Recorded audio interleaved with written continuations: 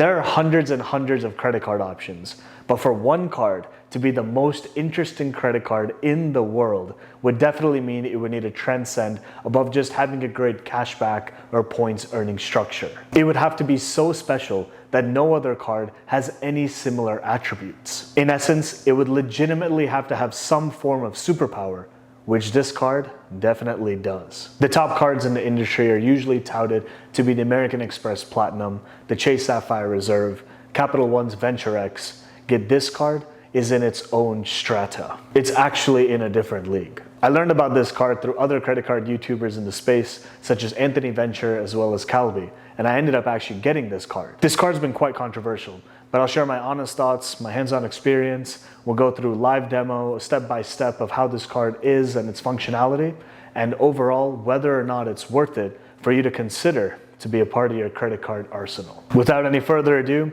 the card we'll be diving deeper into today is known as the Curve Credit Card. The main headline of how the Curve Credit Card is advertised is simplify the way you pay by combining your cards into one smart credit card. In my opinion, this isn't the superpower of this card by any means. It still is a cool feature, and this is how it looks like. When it comes to servicing everything around the Curve Credit Card, it's through their mobile app. There is no curve.com/sign into your account or anything similar. So here we are in the Curve app. There are three primary tabs: the wallet, my money, and account. There are two buttons at the top right of the wallet tab, and if you go to the top rightmost, if we click it over here, you can basically see all the cards you've connected to your Curve card.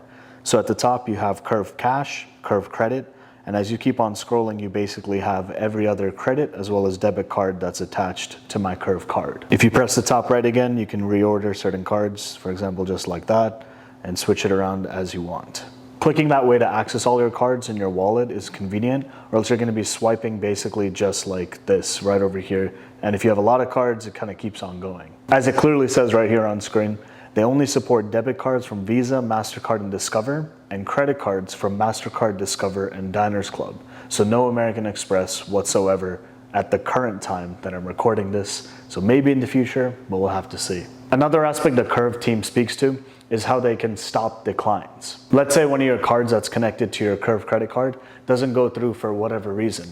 Instead of it coming back as, hey, your card's been declined, essentially it charges the Curve card limit itself, which is a $500 limit, which they provide to you as a part of being approved, quote unquote, for this Curve product. Here's the actual Curve credit card $500 balance they give to you. And over here, there's no transactions that have actually gone through on this card as of yet.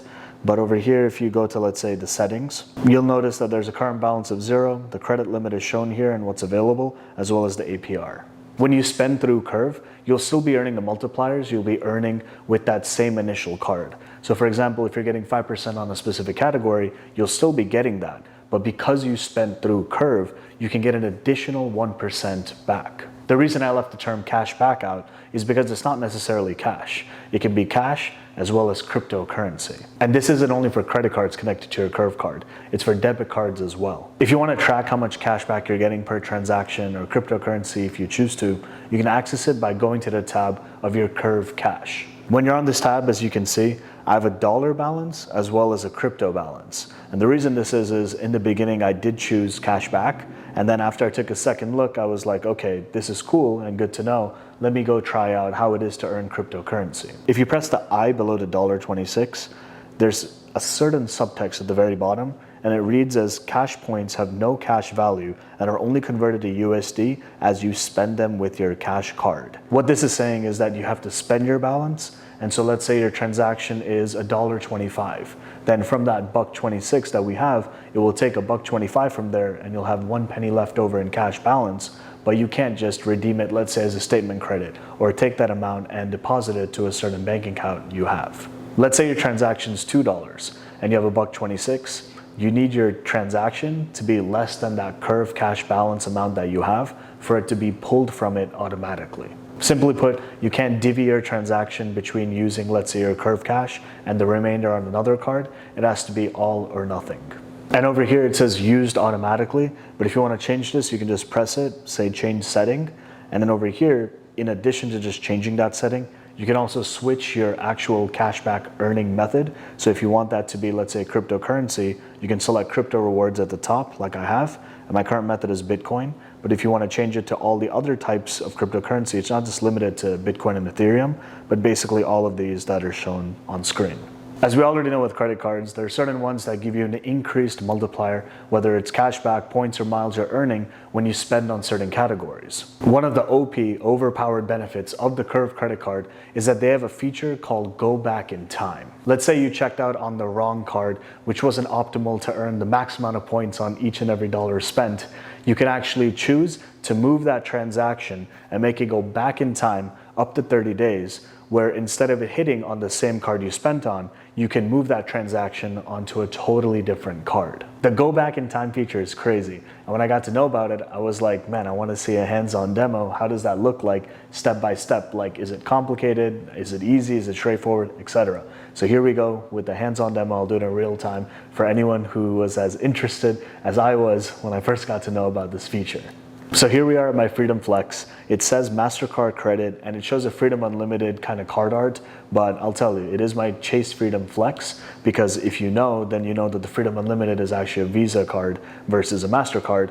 And this is really similar with the IHG Rewards Club. This is like the old card art from back in the day for my IHG Platinum Elite credit card. But coming back to the point, over here, let's say I scroll down and I'll pick this Snack Retreat item, okay, for $378. I click it, and you can only go back in time for posted transactions, not whilst they're pending. So here, as you scroll down, you can see Go Back in Time, switch the card for this purchase. So when I click it, you can basically now choose, okay, where do you want it to actually hit or go back to? So I'm just gonna arbitrarily choose, some card for our purpose, okay?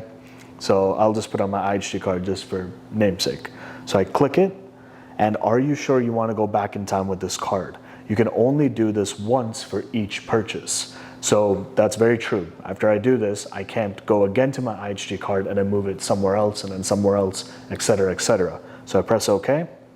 Please wait as we travel back in time.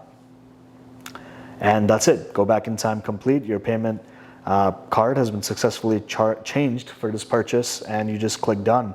And it's pretty much as simple as that and as straightforward as that. And so really quick, over here, $378, we did move it to the IHG card. And then you go down, Go Back in Time. Fail to receive Go Back in Time card switch options. So you can't really do it again once it's already posted to that new card.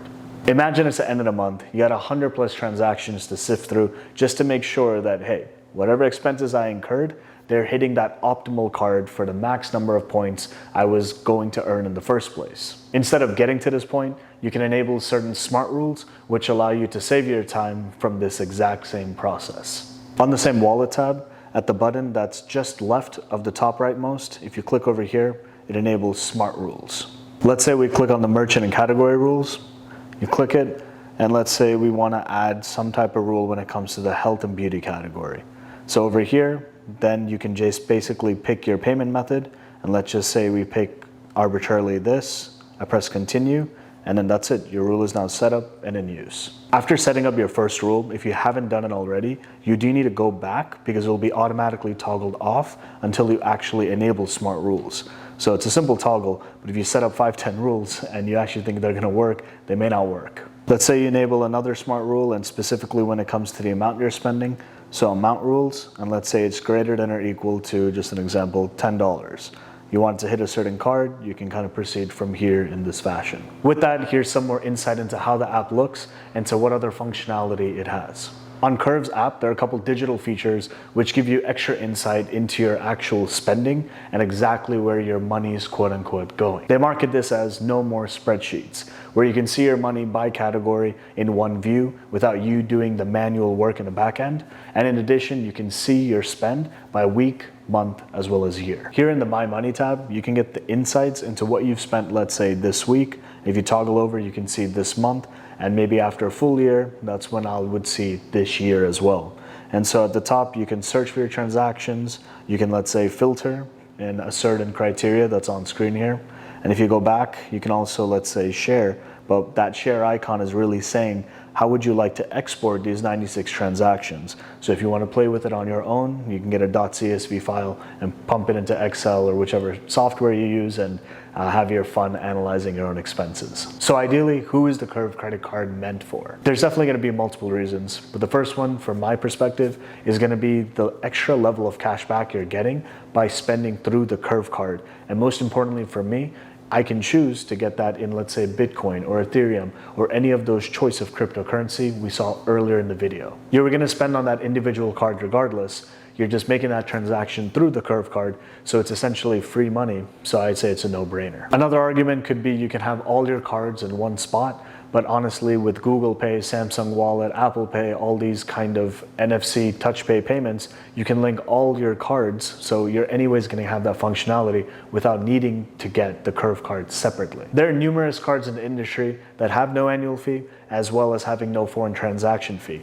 And the Curve card is exactly in that same bucket. These next two are going to be in the game of everything points and miles. Let's say you have the Chase Freedom Flex or the Discover It, essentially a rotating quarterly category earning card. Given that Q1 ends on March 31st and Q2 begins on April 1st, let's say that, hey, Q2's category is something you want to take advantage upon. It's maybe, let's say, home improvement stores. So for example, like a Home Depot or Lowe's. And in March, you need to make X amount of spend towards that same category, but you know that, hey, maybe I'll get 1% or 2% if you have a catch-all category card today, sometime in March, but in April, you would have gotten 5%.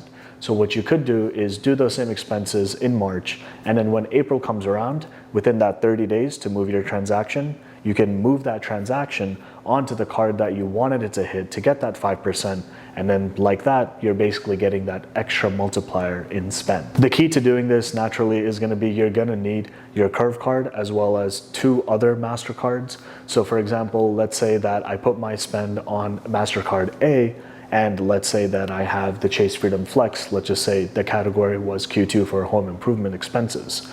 Then after you charge that MasterCard 1, then you can move that over to your Chase Freedom Flex such that it hits onto that card in that period. At the time of recording, I have 3 Chase Freedom Flexes, and you don't need 2 or even 3 to do this method. But the point is, you can basically have, let's say, from one flex to another in that same 30-day period if you have 2, or if you want to go from Discover to your Chase Freedom Flex or vice versa, or even like I did right now with this example earlier in this video, how I moved a transaction back in time to my IHG Platinum Elite card. It's essentially bringing home the point that having 2 MasterCards at minimum is going to be crucial to do anything with this whole go back in time feature. Similarly with the Belt MasterCard by Wells Fargo, you can take advantage of this go back in time feature by doing this same execution, where on the first of every month with this card, you get double the points. And their earning structure is 1, 2, 3x on certain categories. So essentially double would be 2, 4, and 6x. And so like this, you can basically spend on card 1, and when the first of the month comes around, you can manually go back in time, just like I did earlier in this video, for all those transactions that you want to move over to get double the points. There are definitely some heavy pros of the Curve credit card, but this next point could basically destroy this whole card in an instant, just like in a snap of a finger. And it's basically the following point. Today in America, in the US, it costs absolutely $0 to have this card whatsoever. But from its origins in the UK, there actually is a pricing structure where it's $4.99 to $14.99 per month. And with that, let's say in dollars, even if you're saying $5, $6, up to $20 a month, to have all your features unlocked as they are today, that could change the game heavily. If and when they introduce this pricing structure, hopefully they also introduce other kind of features that aren't available here today. For example, you get increased cash back at local merchants, similar to your Amex offers or nearby offers with American Express. But with that, hopefully they never introduce a cost. But if and when they do, I'll definitely make a follow-up analysis video of whether or not it's worth to keep the Curve credit card for the future. The Curve card has been controversial here on YouTube. And the main headline is, hey, if you can go back in time, it's kind of like you're gaming the whole system to get more points in general. But my argument is simple. If you're going to get more points by spending on certain categories, it's basically a game that was created in the first place. So you're just optimizing to get more points for the same game that exists. So I don't think that it's something that is quote unquote the word abusive or otherwise to earn more points. I just think it's the name of the game. So that's my stance on it. But with that being said, if you want to learn more about my favorite no annual fee credit card, the Built MasterCard by Wells Fargo, where we went over how you can utilize the Curve and Built card in combination, all of the information is located over here. And with that, check it out. Hope to see you there. Peace for now. See you in the next one.